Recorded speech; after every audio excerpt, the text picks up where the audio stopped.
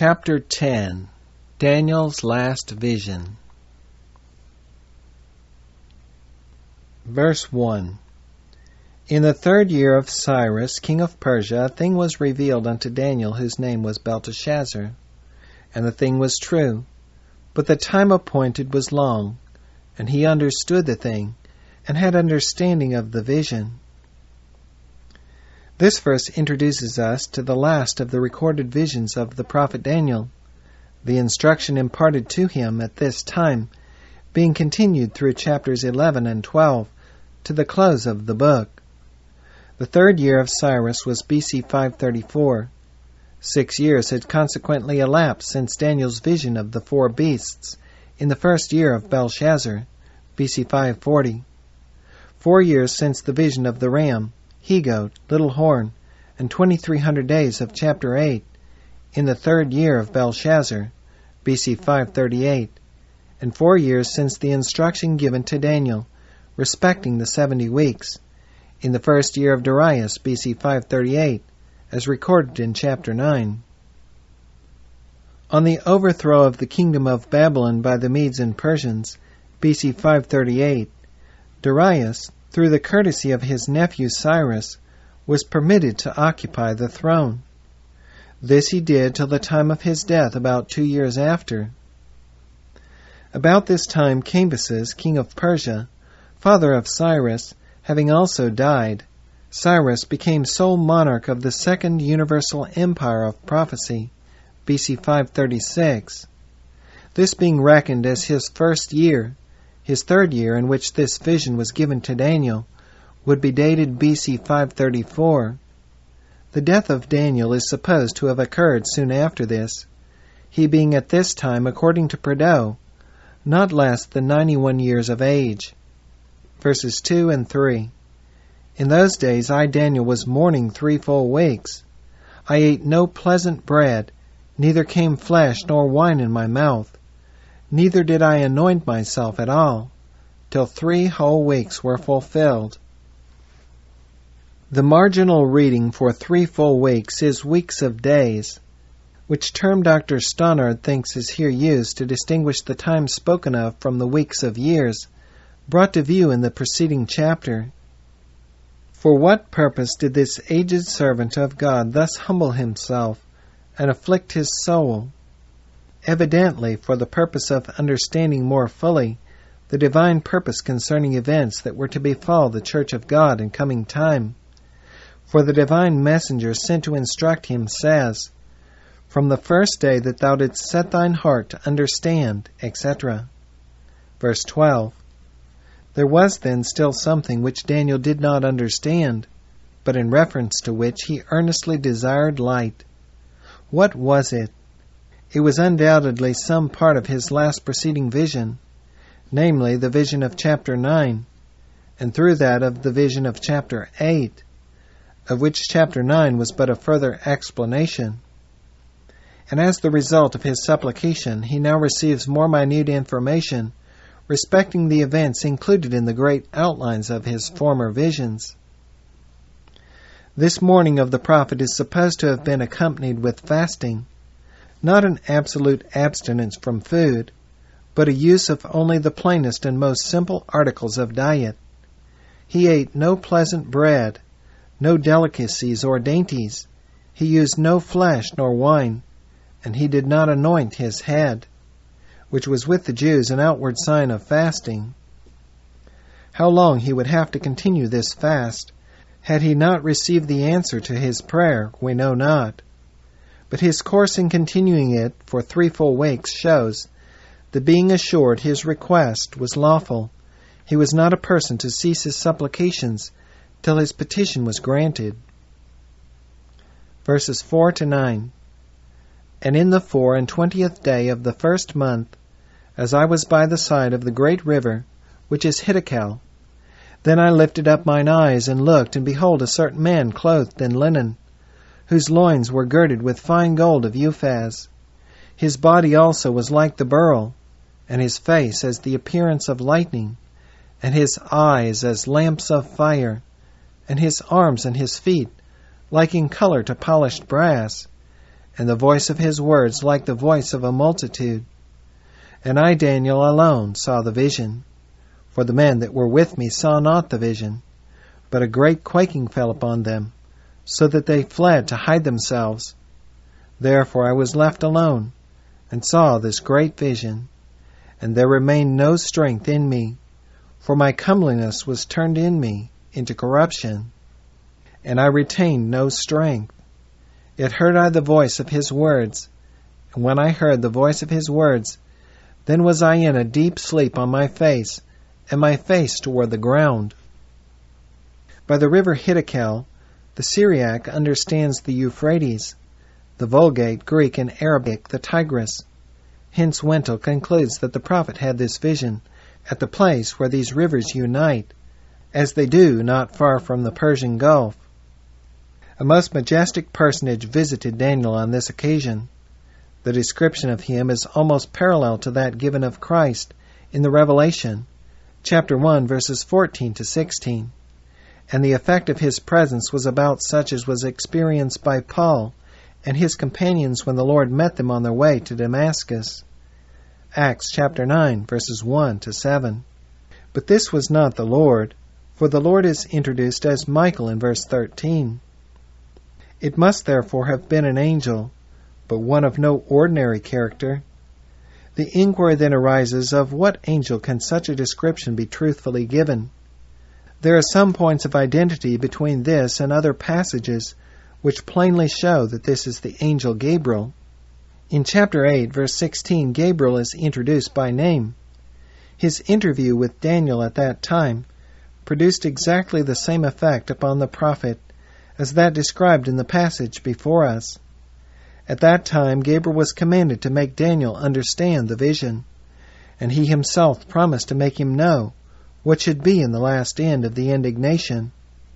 Having given Daniel all the instruction he was able to bear on that occasion, he subsequently resumed his work and explained another great point in the vision, as recorded in chapter 9, verses 20 to 27. Yet we learn from chapter 10 that there were some points still unexplained to the prophet, and he set his heart again with fasting and supplication to understand the matter.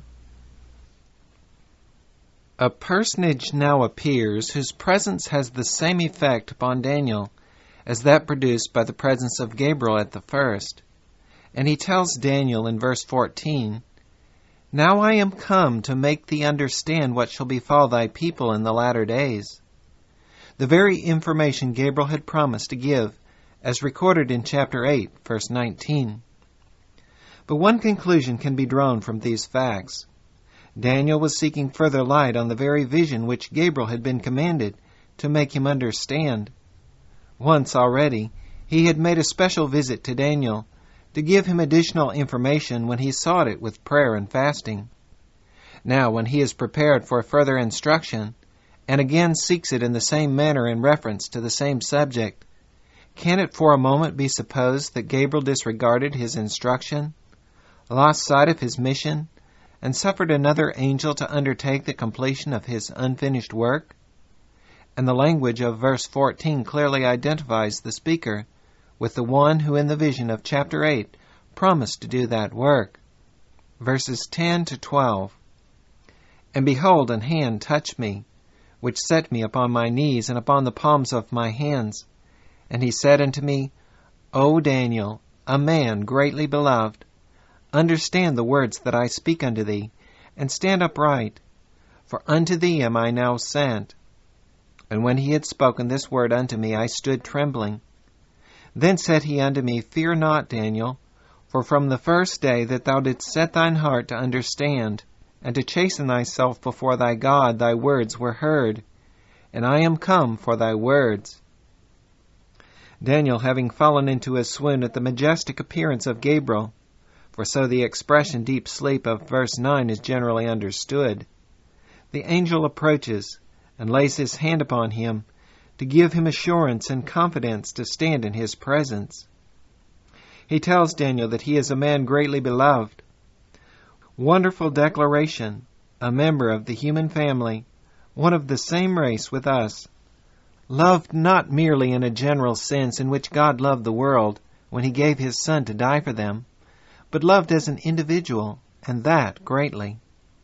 Well might the prophet receive confidence from such a declaration as that, to stand even in the presence of Gabriel.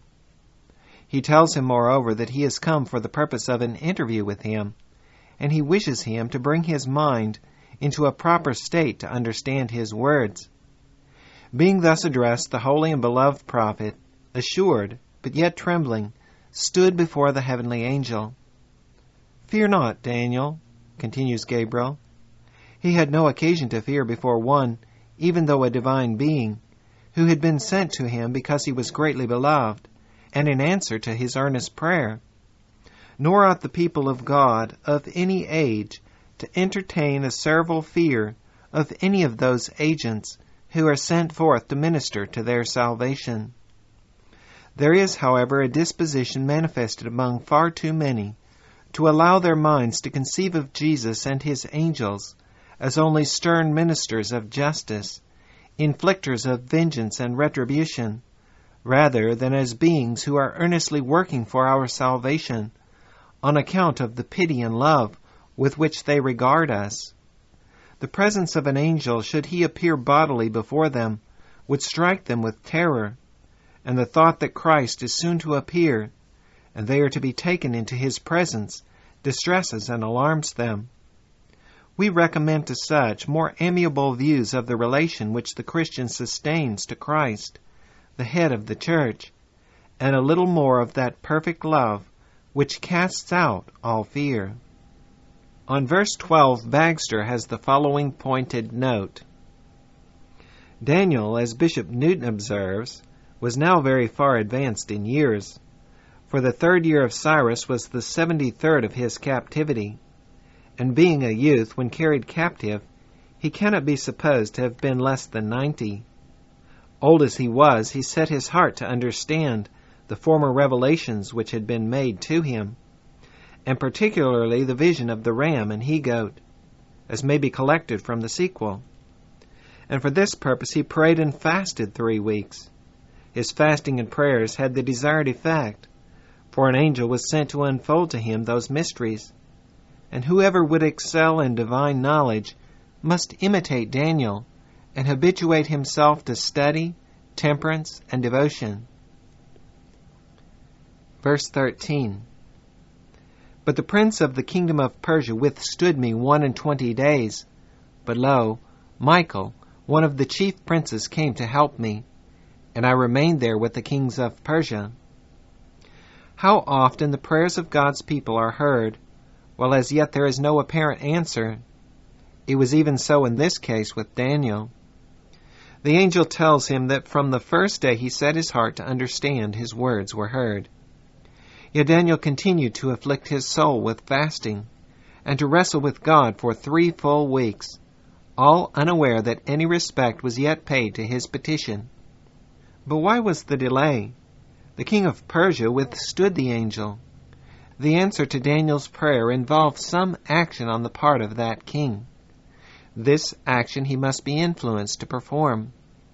It doubtless pertained to the work which he was to do, and had already begun to do in behalf of the temple at Jerusalem and the Jews, his decree for building of that temple being the first of the series which finally constituted that notable commandment, to restore and build Jerusalem, at the going forth of which the great prophetic period of 2300 days was to begin.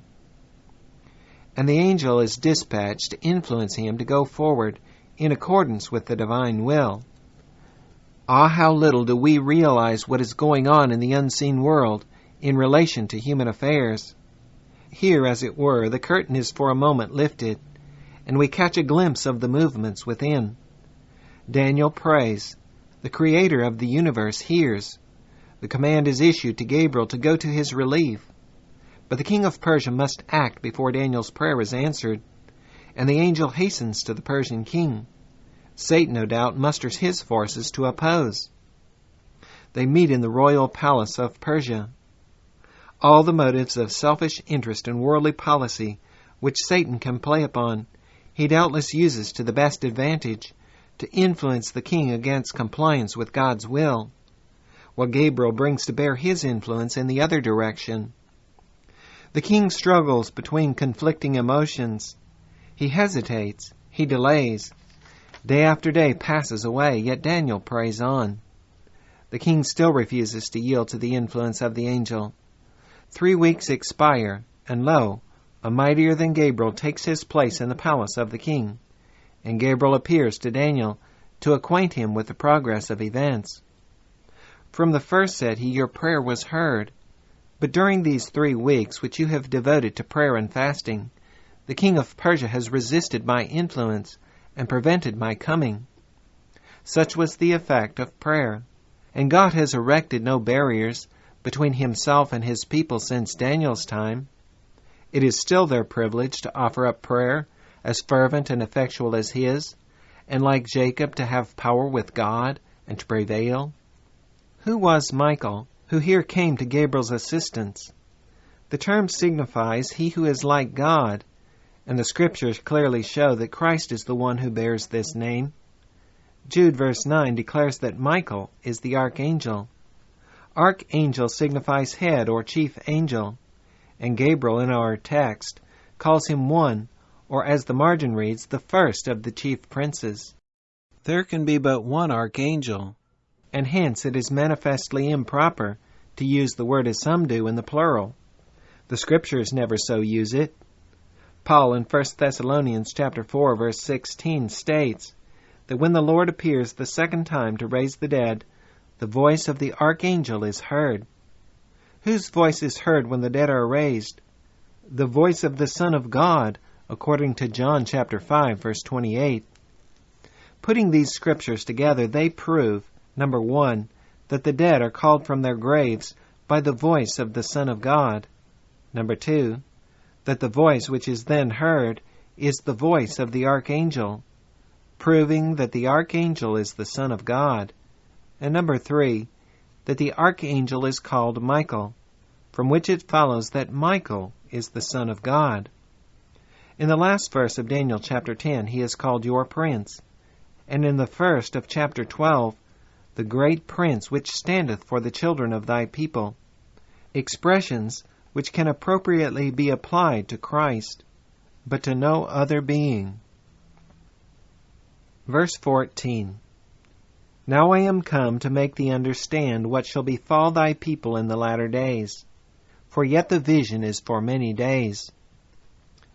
The expression, yet the vision is for many days, reaching far into the future, and embracing what should befall the people of God even in the latter days, shows conclusively that the days given in that vision, namely the 2300, cannot mean literal days, but must be days of years.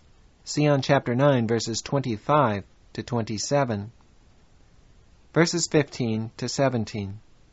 And when he had spoken such words unto me, I set my face toward the ground, and I became dumb.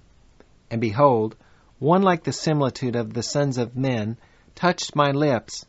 Then I opened my mouth and spake, and said unto him that stood before me, O my Lord, by the vision my sorrows are turned upon me, and I have retained no strength. For how can the servant of this my Lord talk with this my Lord? For as for me, straightway there remaineth no strength in me, neither is there any breath left in me. One of the most marked characteristics manifested by Daniel was the tender solicitude he felt for his people. Having come now clearly to comprehend that the vision portended long ages of oppression and suffering for the church, he was so affected by the view that his strength departed from him, his breath ceased, and the power of speech was gone. The vision of verse 16 doubtless refers to the former vision of chapter 8. Verses 18 to 21. Then there came again and touched me one like the appearance of a man, and he strengthened me, and said, O man, greatly beloved, fear not, peace be unto thee. Be strong, yea, be strong. And when he had spoken unto me, I was strengthened, and said, Let my Lord speak, for thou hast strengthened me. Then said he, Knowest thou wherefore I come unto thee? And now will I return to fight with the prince of Persia. And when I am gone forth, lo, the prince of Grecia shall come. But I will show thee that which is noted in the scripture of truth. And there is none that holdeth with me in these things, but Michael your prince. The prophet is at length strengthened to hear in full the communication which the angel has to make. And Gabriel says, Knowest thou wherefore I come unto thee? That is, do you now know to what end I have come? Do you understand my purpose, so that you will no more fear? He then announced his intention to return, as soon as his communication was complete, to fight with the king of Persia. The word with is in the Septuagint meta, and signifies not against, but in common with, alongside of. That is, the angel of God would stand on the side of the Persian kingdom, so long as it was in the providence of God that that kingdom should continue. But when I am gone forth, continues Gabriel, lo, the prince of Grecia shall come. That is, when he withdraws his support from that kingdom, and the providence of God operates in behalf of another kingdom, the prince of Grecia shall come, and the Persian monarchy be overthrown. Gabriel then announced that none, God of course excepted, had an understanding with him in the matters he was about to communicate, except Michael the prince. And after he had made them known to Daniel, then there were 4 beings in the universe with whom rested a knowledge of these important truths: Daniel, Gabriel, Christ, and God. 4 links in this ascending chain of witnesses. The first, Daniel, a member of the human family. The last, Jehovah, the God of all.